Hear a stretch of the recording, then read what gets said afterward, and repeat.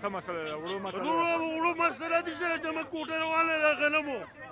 کابل ته چې څوک پیسې وکړي هغه ته میلاویږي 3,000 روپو غوښتې چا کېږي هغه ته میلاویږي 3,000 روپو 3,000 روپو تېره غوښته چا نه کېږي راغلي باران ته ولاړ یو اته بجې راغلي میلیونو والا وړه نه ورکوي دوکاندارانو په سیزو به 3,000 روپۍ زموږ وس نه کېږي څه وکړو موږ درې وخت موږ نه اپریشن وکړي موږ مړه کې بس خبره دې ختمه کړي حکومت خو وایي چې اوره کوټه چېرته لاړه ته موږ کوټې تپوس ته وکړي دا یوازې نظر یې ما بل نه ده ټوله عوام باندې لانجه ده هغې نه په موږ باندې اپریشن وکړي خبره به ختمه شي سواد په ده ته پاتې شي یوازې وړه خو اوره یوازې وړه نه ده رسته ده بازار کې یوازې وړه نه دي په دې پسې بیماري ده په دې پسې غم خوري نه خلک پرېوتو دوکاندار لوړه ورکوي دوکاندار هلته په بوجۍ کې بندی په 3,000 په موږ خرڅوي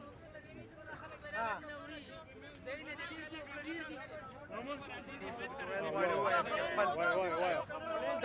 ځایونه ډېر کې خلک د ځان له وړلو یو میل ته په زرګاو کسانو لاړې ورګلو ورکولی شي ځایونه ډېر کې څلور ګنټې شي په خلکو باران ورېږي اوبه دي وتلې او دوی به دلته پراته خلک راځي په موټرو کې دننه ځي او ګاډه ډکوي او واپس راوځي شپاړس باندې وړه مې شپاړس باندې زما 3 ګنټې وشوې زه خواجه آباد نه راغلی یم باران ته ولاړ یم مونږ ته وړه نه میلاوي سپینګیري مشران پکې ولاړ دي چا خپې کمزوري چا زنګونان خراب دي وړه نه میلاوي اته بجې تر وړه نه میلاویږي وړه نه میلاویږي شکر امیر په 3,000 روپۍ چېرته لاړه بسترو کې پروت دی خو په مالنګونو باندې پروت دی موږ د عوام ته ولاړو اته بجې راغلي زموږ د عوام سره څه تعلق نشته موږ زموږ زنانه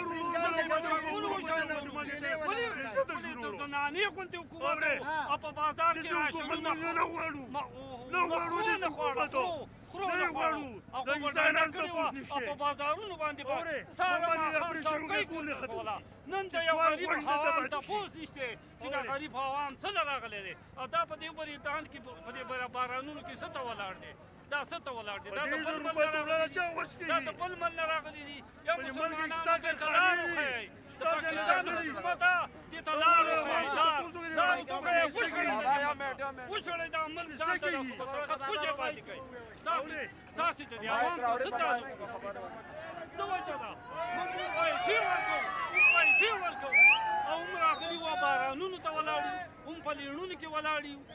موږ څه بد کړي دي زموږ ماشومان د لوږې نه خرابېږي چې یو غره په یو سر کې دی یو کونډې دی یو یتیم تپوس نشي کولی استعفا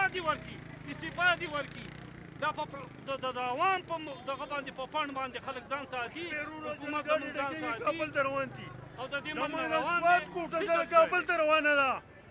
چېرته لاړه موږ په کابل کې د شپې ګاډي ډکېږي روان دي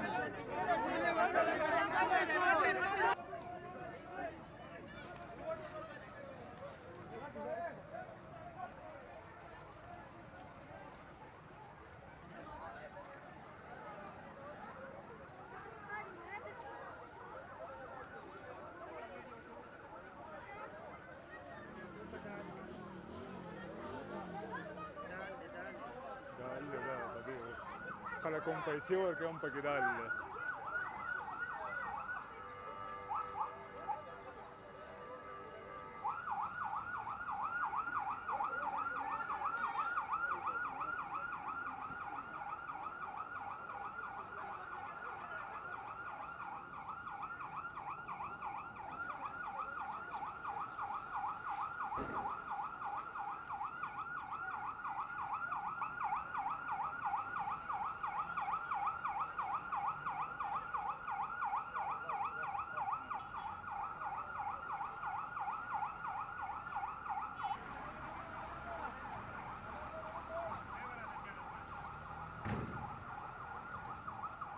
دا د سوات حل دی دا تاسو کتی شئ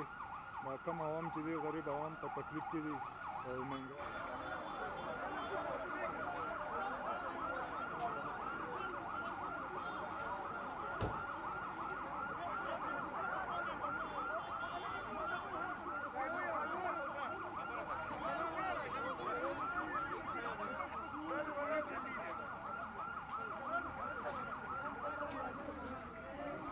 دوی ته تکلیف نشته وایه